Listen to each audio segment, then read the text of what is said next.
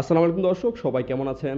আশা করি ভালো আছেন। দর্শক, ক্রিকেট ইতিহাসের কিছু রেকর্ড যদি উল্লেখযোগ্য বলি, স্যার ডন ব্র্যাডম্যানের টেস্ট ক্রিকেটে 99.94 গড়ের রান, সচিন টেন্ডুলকারের ওয়ানডেতে 15,000 প্লাস রান এবং শতাধিক শতক, বিরাট কোহলির ওয়ানডেতে 50টি শতক, আন্তর্জাতিক ক্রিকেটে মুরলীধরনের 1300 প্লাস উইকেট, শোয়েব আখতারের 161.3 গতির বলটি। এমন অসংখ্য রেকর্ড রয়েছে যেগুলো সবসময় টপে থেকে যাবে, মানুষের মনেও গেঁথে থাকবে। তবে ক্রিকেট ইতিহাসের এমনও কিছু রেকর্ড রয়েছে যে রেকর্ডগুলো সবার মনে নাও থাকতে পারে, তবে এগুলো সবসময় রেকর্ড বুকের উপরে থাকবে। এমন 5টি রেকর্ডের কথাই বলবো আজকে। শুরুতে যে রেকর্ডটির কথা বলবো সেটি বাংলাদেশের গড়া। তিনি হচ্ছেন লেগ স্পিনার এবং ব্যাটসম্যান অলক কাপালির গড়া রেকর্ড। পাকিস্তানের বিপক্ষে অলক কাপালির একটি হ্যাট্রিক রয়েছে টেস্ট ক্রিকেটে। এই হ্যাট্রিকের পরে অলক কাপালি আর কোনো উইকেট পাননি। যদি উল্লেখযোগ্য কিছু প্লেয়ারের নাম বলি, মুরলীধরন, অনিল কুম্বলে, এমন কিছু প্লেয়ার রয়েছে যাদেরও কিন্তু নামের পাশে নেই কোনো হ্যাট্রিক। তবে অলক কাপালির একটি হ্যাট্রিক রয়েছে, কিন্তু এই হ্যাট্রিক গড়ার পরে অলক কাপালি টেস্ট ক্রিকেটের ক্যারিয়ারে আর কোনো উইকেট পাননি। এরপর যে নামটি আসবে সেই নামটি ওজি বোলার জেসন গিলেস্পি। এই দীর্ঘদেহী ফাস্ট বোলার সবসময় ব্যাটিং করতেন কিন্তু 9 নম্বর, 10 নম্বর পজিশনে বা 11 নম্বর পজিশনে। তবে এই ব্যাটসম্যান একবার বাংলাদেশের বিপক্ষে চট্টগ্রাম টেস্টে 3 নম্বরে ব্যাটিং করেছিলেন নাইট ওয়াচম্যান হিসেবে। তবে সেদিনই তিনি গড়েছিলেন একটি অনন্য রেকর্ড, যেটি তার নামের পাশে ছিল একটি প্রথমবারের মতো দ্বিশতক হাঁকান তিনি টেস্ট ক্রিকেটে। তবে রেকর্ডের বিষয় হলো জেসন গিলেস্পি সেই ম্যাচে দ্বিশতক হাঁকানোর পর তার আন্তর্জাতিক ক্রিকেটের ক্যারিয়ারে নেই আর কোনো রান, যেটি ছিল বাংলাদেশের বিপক্ষেই।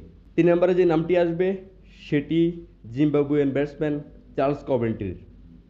তবে এই রেকর্ডটিও কিন্তু বাংলাদেশের বিপক্ষেই। চার্লস কভেন্ট্রি 2009 সালে হারারেতে বাংলাদেশের বিপক্ষে 194 রানের একটি ইনিংস খেলেছিল।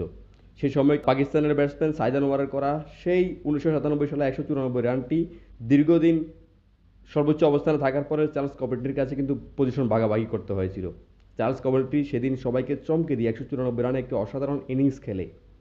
তবে রেকর্ডের বিষয় হলো সেই ইনিংসটি খেলার পরে টোটাল 21টি ওয়ানডে আন্তর্জাতিক ম্যাচ খেলেছিল এই চার্লস কভেন্ট্রি। তবে এই 21টি ইনিংসে তার রয়েছে শুধুমাত্র একটি অর্ধশতক। এখানে আরও উল্লেখযোগ্য বিষয় হচ্ছে তার 6 মাস পরে কিন্তু সচিন টেন্ডুলকারের কাছে সেই রেকর্ডটি হাতছাড়া করতে হয়েছিল চার্লস কভেন্ট্রির, কারণ প্রথম ব্যাটসম্যান হিসেবে ওয়ানডেতে দ্বিশতক হাঁকিয়েছিলেন সচিন টেন্ডুলকার। আরও একটি উল্লেখযোগ্য বিষয় হচ্ছে সেই দ্বিশতের পরেই সচিন টেন্ডুলকার তার ওয়ানডে ক্যারিয়ারে খেলেছিলেন মাত্র 21টি ইনিংস, যেটি কিন্তু সেই চার্লস কভেন্ট্রির সাথে একদম মিলে যায়। দুজনে কিন্তু তাদের সর্বোচ্চ রানে ইনিংস খেলার পরে 21টি করে ইনিংস খেলেছিলেন।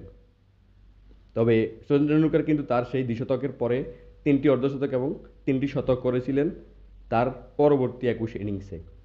এরপরে যে দুটি নাম আসবে, প্রথমে আসবে মিসবাউল হকের নাম। মিসবাউল হক ওয়ানডে ক্যারিয়ারের সবচেয়ে বেশি অর্ধশতক হাঁকিয়ে কোনো শতক হাঁকাননি এমন ব্যাটসম্যানের মধ্যে মিসবাউল হক রয়েছেন।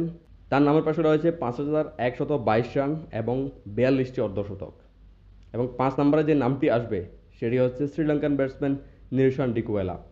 নিরশান ডিকোয়েলা কিন্তু টেস্ট ক্রিকেটে এমন একটি রেকর্ড করেছেন, তিনি কোনো শতক হাঁকাননি, তবে কোনো শতক না হাঁকিয়ে সবচেয়ে বেশি অর্ধশতক হাঁকানো প্লেয়ার কিন্তু নিরশান ডিকোয়েলা। তার নামের পাশে রয়েছে 22টি অর্ধশতক, নেই কোনো শতক। তবে এই রেকর্ডটিতে আরও একটি প্লেয়ারের নাম বলতে হয়, Shane Warne, Aussie leg spinner, legendary leg spinner.